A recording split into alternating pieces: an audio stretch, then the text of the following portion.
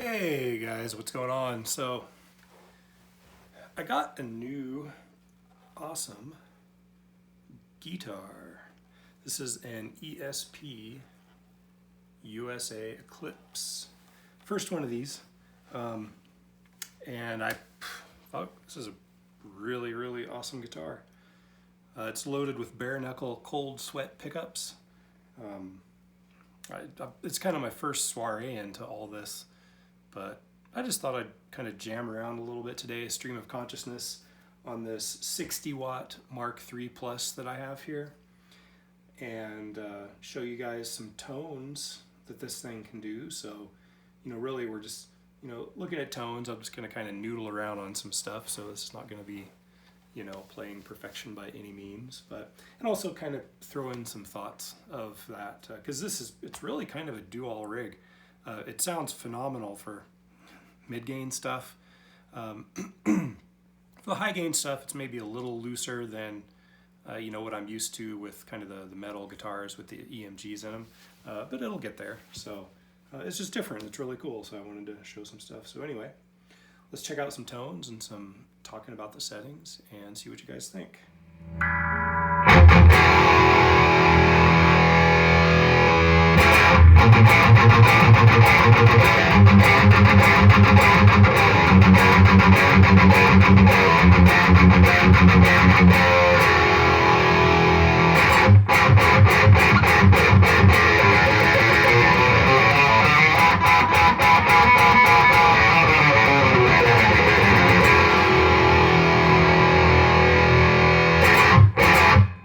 So that's just kind of my main tone that I've dialed in here.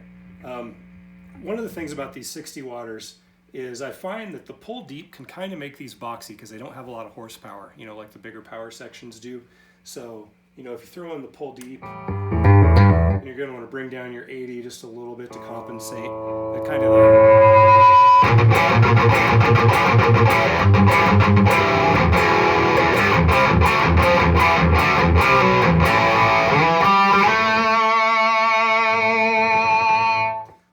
boxier, for the right kind of music, that can definitely be a thing. So you just kind of have to see what works for you. Also, the pull shift is another one that, to me, that kind of compresses it a little bit, and it depends on the pickups. I really like the pull shift on the treble with the actives, but with these passives, with the actives, but with these passives, actually, it just kind of makes it a little muddy. So, kind of hear this.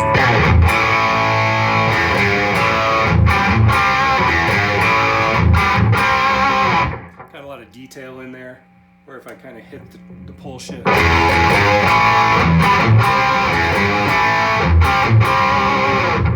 To me, it just kind of loses some detail. So, once again, it's really nice on these older ones to have all these push-pulls because you can really kind of sculpt things in.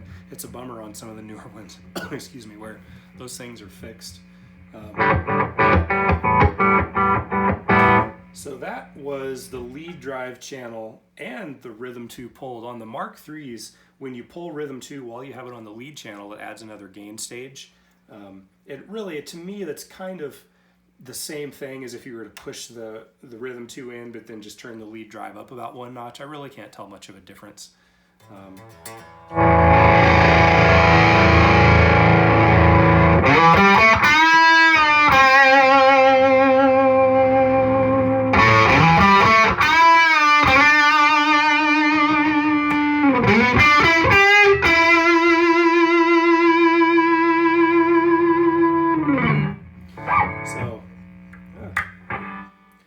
So let's pop over to the Rhythm 2 channel.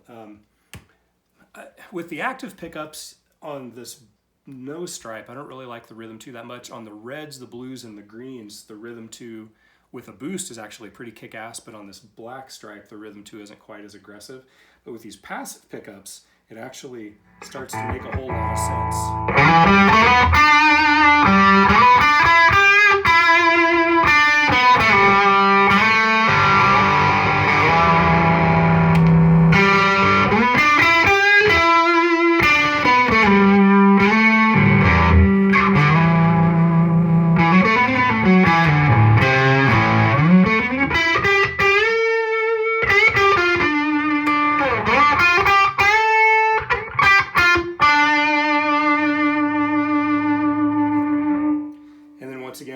that deep back in. For this kind of tone, it actually could be pretty cool.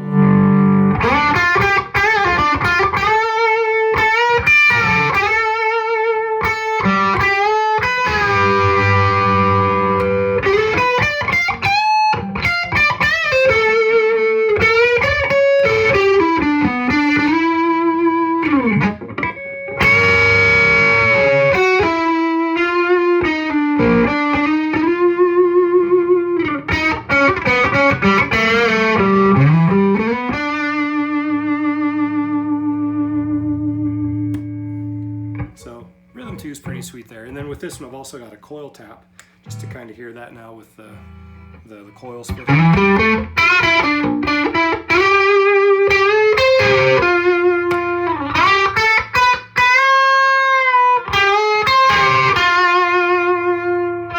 then with the deep pull back in.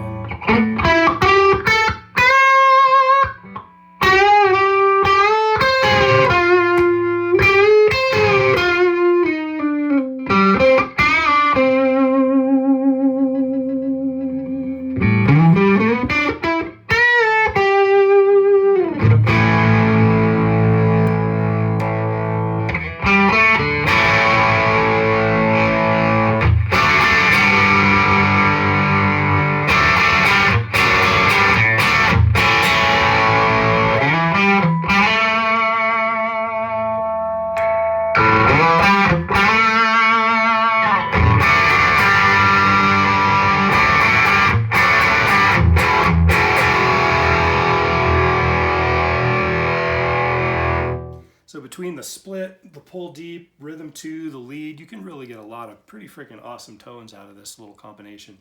I love these 60 watters, excuse me, recovering from COVID, and it's been fun. So I really love these little 60 watters. They're super pissed off, they're pentoed. I actually, they're my second favorite behind the Sima, the 180 watt Coliseums. So, I'd take these little 60 watters all day long in the Mark IIs and the Mark IIIs. I think they're a super kind of a hidden gem that a lot of people don't pay enough attention to just because of how aggressive they are.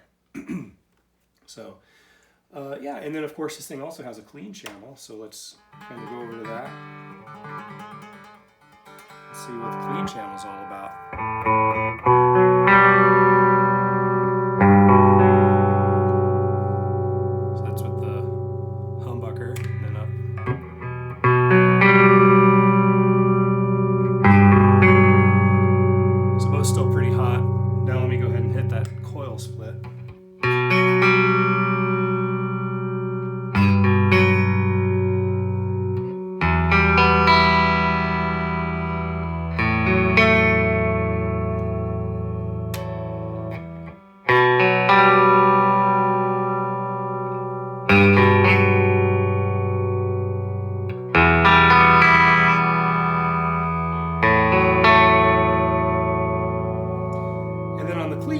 That's where you can really start to give some bass back into it that you don't really want to do on any of the dirt channels.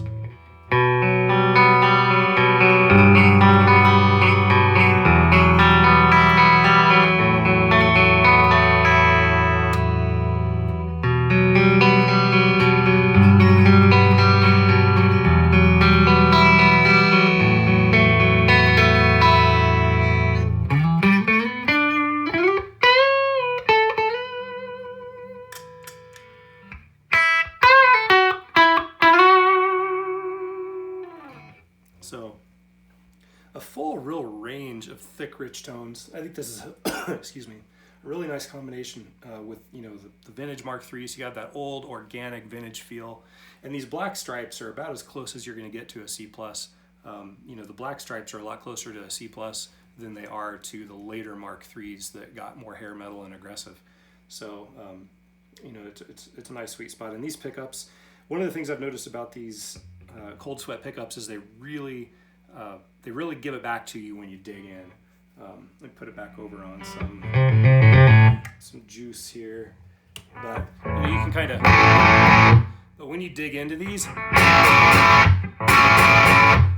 they'll really give it back to you. It's a very dynamic pickup over on the lead channel.